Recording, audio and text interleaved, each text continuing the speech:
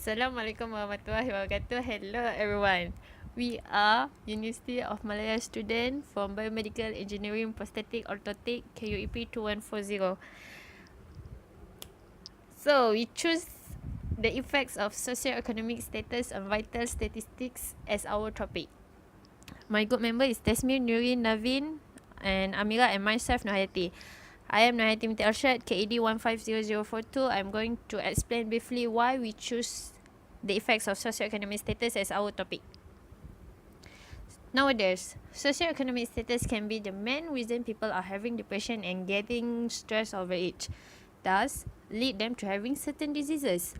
So here in this coursework, we want to see how socioeconomic status will affect someone's blood pressure, oxygen level and also heart rate. Will this socioeconomic status really affects our health? So therefore, in this study, about the topic that we choose, we had conducted a survey among 56 respondents among our classmates, and we take their heart rate and also blood pressure during class in order to measure and record the parameter for our coursework. Hi, so I'll be talking about project planning. My name is Tasmin. So what we did was, firstly, we did the collection of vital statistics. This means that we took the BP, systolic and diastolic, the oxygen level and the heart rates of the students in the class. The next thing that we did was we had a Google survey and asked the students in the class to fill this up. Because our topic was about socio-economic status, so what we did was we tried to cater our questions in a way that we could objectively gauge what was the socio-economic status of the students. So in the slides, what you see is the Google survey screenshot, right? So the things that we asked included number of dependents in the family, if they had a side income or a part-time job, or how much money they spent in a week. This was just to gauge the spending power and whatsoever that is related to the students' socio-economic status. And the third thing that we did was that we had a survey in class. This was to find out what was the birth order of the students, as in were they number 1, number 2, number 3, and to find out the BMI of the students.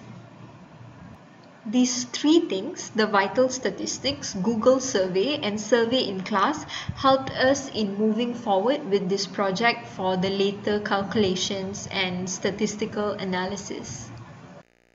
Okay, moving on. I'm Navin, KED 150018, and I'm going to talk about the diagnostic test using the Bayes theorem. Okay, basically with reference to the survey result, two parameters have been chosen for the test. The two parameters comprise of the diastolic blood pressure for 64 students and their body mass index BMI types, which can be categorized to normal BMI and abnormal BMI. The range for normal BMI falls in between 18.5 till 24.9 kilogram per meter square, and any other values apart from that range are classified as abnormal BMI. Apart from that, the selected diastolic blood pressure were further divided into two, one which is lesser than 80 mm mercury and another which is more than 80 mm mercury. With these two parameters, diagnostic test has been carried out as vividly can be seen through table 1. Later, Bayes theorem is used to calculate and find the probability. The second thing that we did from the Google survey form was that we had a probability distribution graph. The parameter that we chose was household income. What we did from the household income is, as you can see from this table, listed down how many in which category and then used that probability. We then made a graph, a probability distribution graph, based on that information. We have the range of the blood pressure from 60 to 80. We want to find the normal distribution that occur in this range. So first we convert the S value to the Z value. After that, after we obtain the Z value, then we just subtract the value to find the normal distribution. And then we can just extract the value from the Z table. After that, after we obtain the value, which is 0.79556, so we convert them to the percentage and we obtain 79.56%. For the center limit theorem, we also use it to find the, we calculating the diastolic blood pressure also. Okay, from the normal distribution, we will get the probability of 79.6% for the student to have the blood pressure between the 60 to 80. Okay, from there we will divide evenly for the lower cut off and upper cut off, which is 10.22% each. And then we will start calculating the central limit theorem using this value that we get. Then we insert it into the formula to obtain the limit. As you can see, this is the formula to find the range, the new range. It's like we converting the z value to the x value, to the new x value. So we can see there is xn and nn here. The subscript n is the value that we increase according to the birth order. Like for the first born, we need to substitute 1, and we will need just use the value for the first born only. Okay, the result will be shown in the next slide. This is the result that I stated just now. Okay, here we can find the range for each birth order. We can also find the n value for each birth order. This n value is the one that we need to substitute for the n. For the x value, we can just substitute the range that I stated from the previous slide. Okay, so for this range, 79.6% will fall between this range that is stated in the table. To the confidence interval, as you can see here, this is the formula that we use to find the interval. We use the confidence level of 99%, and z alpha divided by 2 will be obtained from the normal distribution table, which is the 2.58. The average and the standard deviation used is stated in the slide. Okay, for the range of the confidence interval or the length, we can obtain by subtracting the x1 from the x2. Okay, so this is the result from the calculation that we obtained from the previous slide. Okay, from the calculation, we can see that the length that we obtain is different for each birth order. Okay, the larger selected sample size, the shorter will be the length, and vice versa. The smaller sample size and the interval will be larger. Next, we are calculated the power of the data. So this power analysis will be calculated for BMI value of first, second, and third born student. Power, or the probability that the test, which is the test, correctly rejects the null hypothesis when a specific alternative hypothesis is true. Or in other word, power is the probability of avoiding type 2 error, or known as beta. So we can calculate power by using 1 minus beta.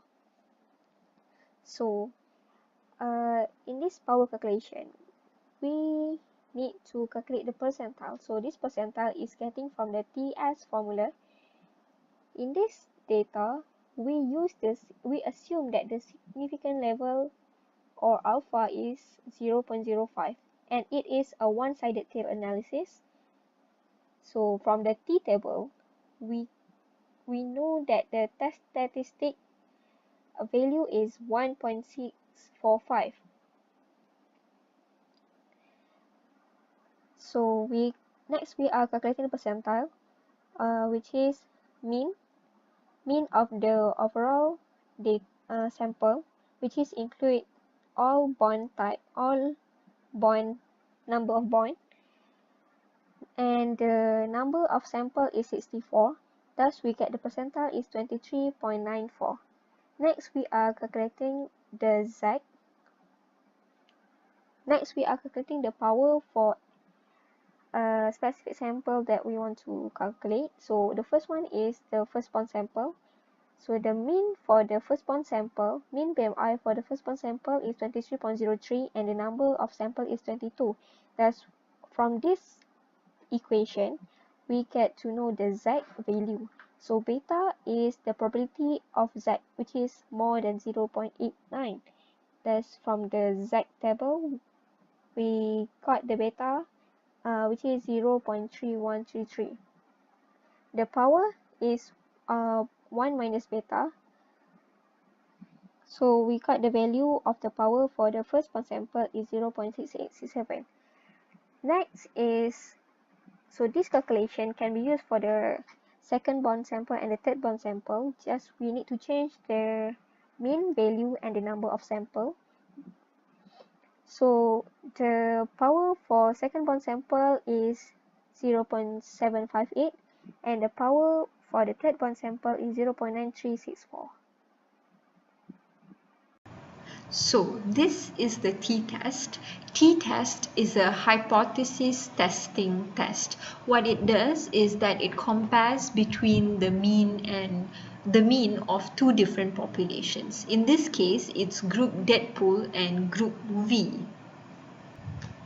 This slide shows the calculation needed for this t-test. The first step is always finding the hypothesis or stating the hypothesis. In this case, the hypothesis then would be whether or not the heart rates from population A, DEADPOOL, is the same with population B, group V. In order for you to accept or reject a hypothesis, it depends on the t-values that you calculated. If your t-value from the table is more than the t-value that you calculated, then your null hypothesis is accepted. If it is less, if the other scenario happens, then your null hypothesis is rejected. Hello there, I'm back. I'm Nohati, so I'm going to talk about ANOVA. So what is ANOVA? ANOVA is one-way analysis of variance. ANOVA is an extension of two independent sample t-test. In ANOVA, means of multiple groups can be calculated compared to t-test, which only compare with means of two independent group. So in ANOVA, this is the method of ANOVA: hypothesis, summary, one-way ANOVA table, value of F, and also conclusion. So the hypothesis, the H0, the null hypothesis show that all the means are all equal y. This is what we want to achieve. This is the ANOVA worksheet. ANOVA worksheet will be used to calculate the ANOVA table. So in this ANOVA worksheet, we use 4 groups, which is the extreme, BTS, Black Panther, and also Sadiq boys. All the data that we need to calculate in ANOVA table we'll get from this ANOVA worksheet. So this is the one-way ANOVA table. I'm going to show briefly how to calculate the data required in this ANOVA table. So the first of all is the grand mean. Grand mean, in short, all the data that we need, for example, the SSB, SSW, the total, degree of freedom, mean of squares, and the F, there's already the formula. We just need to key in the data in ANOVA worksheet into the formula. So this is the grand mean. We get is 79.8. This is the SSB. Just key in the data and we get 132. This is the SSW, which the DF is the degree of freedom and the S2 is the variance of the group, which can be get from the ANOVA worksheet, and we get 1319. And this is the degree of freedom. So there is 2, which is degree of freedom between and also degree of freedom within. And also for the DF total, the sample size is the total sample size for 4 groups, just minus 1, then we get 19. So DFB is 3, DFW is 16. The mean of squares also can be called as the variance, which refer to the variance have two types, which is MSB and MSW, is the average square deviation for mean and are actually being found by dividing variation by DF. So we get the MSB 44 and the MSW is 82.44, and we can calculate the F, which we will get 0.5337. So the value of F will be compared with the value of F from the F table, which is, this is the F table. We will use the DFB as the numerator and the FW as the denominator, and we get the F value from table is 3.24. So in conclusion, we compare the F calculation and also the F table. The F calculation is lesser than the F table, which is 0.5337, lesser than 3.24. So we can accept the first hypothesis, which is the H0, which all the mean are similar. Yeah, that's all for me. Thank you. SPSS evaluation. There are two results obtained through SPSS, which are the mean and standard deviation. Both the SPSS and the t-test analysis shows the same data. The left hand side, the box there, is the data obtained through SPSS software, whereas the right hand side is the other data obtained through t-test analysis. Since both the data are same, this verifies that the t-test analysis data is reliable and is being done correctly. Same goes to the ANOVA analysis. Since the data obtained through SPSS software and ANOVA analysis are the same, this also verifies that the data obtained from the ANOVA analysis are acceptable and legit. Okay. Lastly, the SPSS software on power analysis. The data obtained for both of them are the same. Just for the case, in the case of the mean, we did not obtain any data for the standard deviation. So since the data obtained for the SPSS and power analysis for mean are the same, it shows that the data for mean through the power analysis are legit and acceptable. Thank you.